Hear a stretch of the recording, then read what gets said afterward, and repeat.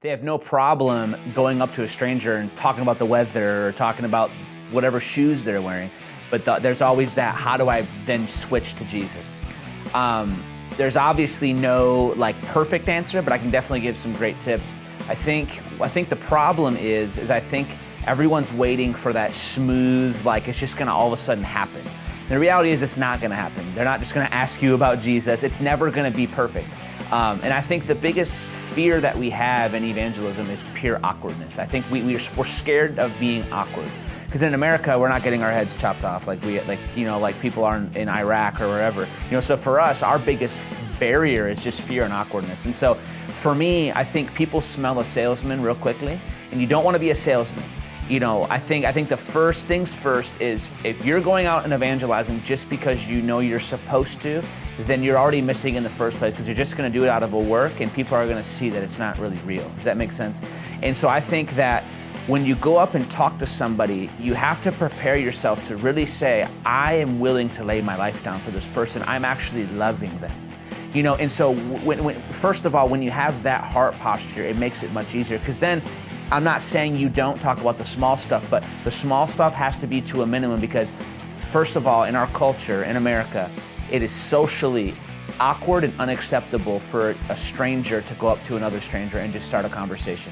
If someone were to walk up to me in the mall, even me as an evangelist, if someone were to walk up to me in the mall today and say, hey bro, what's going on?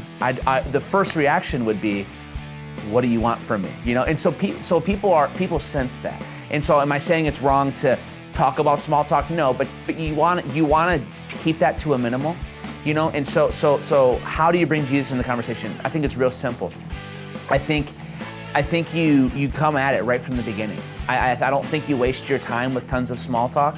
I think, if you want to comment on their shoes as an open door, you want to say, hey, I really like your shoes, where'd you get them at? And the guy says, I got them here, But I think immediately you just come right into it and you say, hey man, listen, I just want to know, I'm out here just loving on people today, whatever your catch line is, and you just go right to the point. I think you just jump right to the point, and then you'll watch the Spirit of the Lord move on it, because a lot of times we're so, man, what am I going to say? But it's so crazy. You open up the Jesus conversation to a stranger, and 45 minutes later, you're still talking to the person.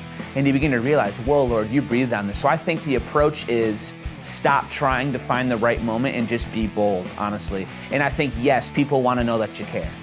So ask them about their shoes, ask them about that stuff, but don't let that go too far, because then you'll get sucked into the awkward conversation, and then you'll be so far into it that it's like, when am I ever going to bring Jesus into this? It'll be so awkward at this point. And then see, if you go, another thing too is if you go too long in the small talk of life, then all of a sudden they're waiting, what does this guy really want from me? Then you just wasted 15 minutes of their time, and then you bring in Jesus all of a sudden, and they go, dude, you're such a salesman. You know what I mean? And so I think you just come at it bold, and if let me just give an example.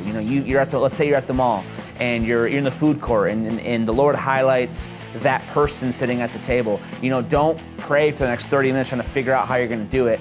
Just walk right up to him and say, hey, I know this is, I actually validate. It's something I really teach when I travel and talk, and I equip the believers to do this stuff. One of the big things that I emphasize is I like to validate the awkwardness. What does that mean?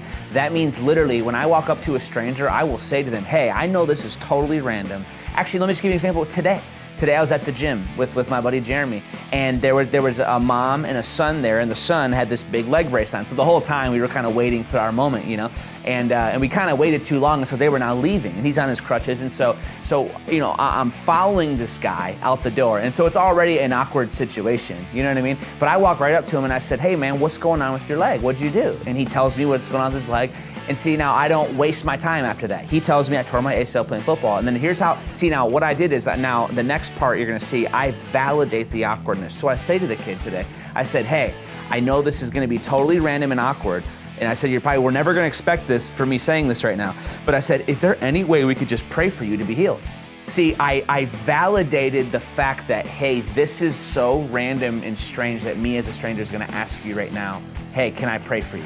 So it already takes the awkwardness away, because I'm validating, this isn't normal what I'm about to do to you right now. Instead of going up to someone and be like, hey, let me pray for that thing to be healed. Wouldn't that be awesome? They're like, who are you? And they end up getting really blessed. Like the mom, they're actually Christians, and it blew them away that someone would actually do that. And so there's a great example.